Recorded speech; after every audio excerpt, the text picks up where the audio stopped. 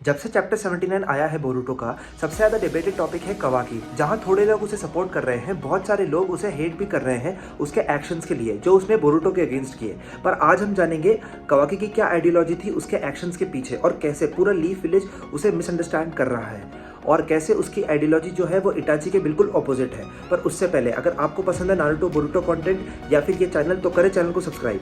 सबसे बड़ा मिसकंसेप्शन ये है कवाकी के बारे में कि वो बोरुटो को मारना चाहता है। वो बोरुटो को नहीं, मोमोशिकी को मारना चाहता है और मोमोशिकी को एक ही तरीका पता है उसे मारने का कि वो बोरुटो को मार दे।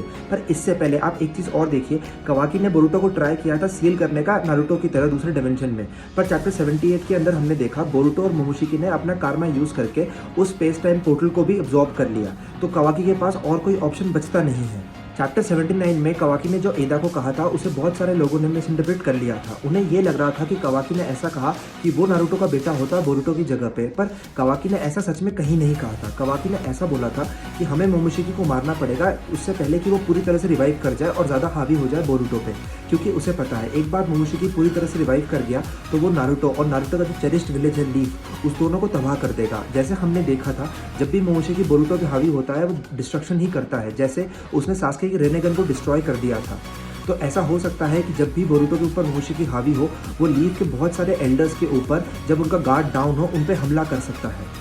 फिर कवाकी बोलता है why did it have to be him. यहाँ पे ध्यान दीजिए, कवाकी ऐसा नहीं बोल रहा है कि बोरुटो को ही क्यों नारुतो का बेटा होना चाहिए था। वो ये बोल रहा है कि मोमोशिकी जिसके अंदर है वो बोरुटो क्यों है, जो कि होकागे का बेटा है। अब कौन मारेगा होकागे के बेटे को? एक एक्ट जो आपके फ्रेंड्स को आपका एनिमीज बना देता है। फिर कवाकी को बोरुटो के फ्लैशबैक्स आने लग जाते हैं जिसमें बोरुटो उसे अपना भाई बोल रहा है। तभी कवाकी बोलता है कि why did it have to be him.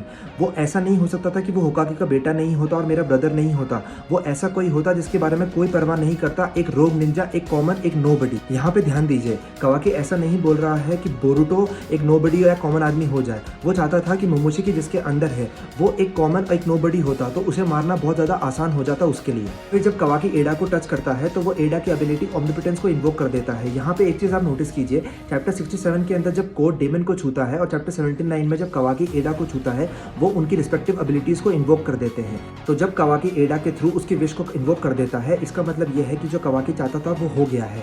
अब बोरुटो और कवाकी की लाइफ इंटरचेंज हो गई है और बोरुटो हो गया है एक नोबडी, बिल्कुल उसी की तरह जिसके बारे में कोई परवाह नहीं करता है। जैसे हमने मैंगा में शुरू से देखा है और इस चैप्टर में भी देखा हमने, कवाकी एडा को बोलता है कि तुम मेरी परवाह मत करो, तुम सिर्फ फोकस करो नारुतो को प्रोटेक्ट करने का। और इसके बाद वो ये भी बोलता है कि मैं अपनी परवाह बिल्कुल नहीं करता, अगर तुम्हें मुझे मारना है तो मुझे भी मार दो, पर नारुतो को कुछ नहीं होना चाहिए। और यही फिलॉसफी उसे बनाती है बिल्कुल ऑपोजिट जो कि इटाची की थी। इटाची की फिलॉसफी यही थी कि वो सास्के को प्रोटेक्ट कर रहा था, उसके बाद लीफ विलेज को और उसके बाद अपने क्लैन को। पर जो कवाकी है वो बिल्कुल उल्टा है, वो प्रोटेक्ट कर रहा है नारुतो को, फिर लीफ विलेज को और फिर अपने ब्रदर बोरुटो को। और कवाकी का सोल पर्पस नारुतो को प्रोटेक्ट करना इसलिए है क्योंकि बचपन से जिगेन ने कवाकी को ये बताया था कि तुम्हारे पास ये कर्मा है इसलिए तुम बहुत ज़्यादा स्पेशल हो।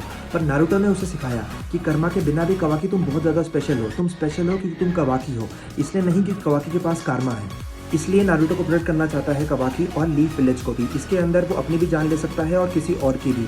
ऐसे मोमोशिकी बोरुटो के अंदर है तो वो बोरुटो की भी जान लेने को तैयार हो गया है। ये आइडियोलॉजी है कवाकी की।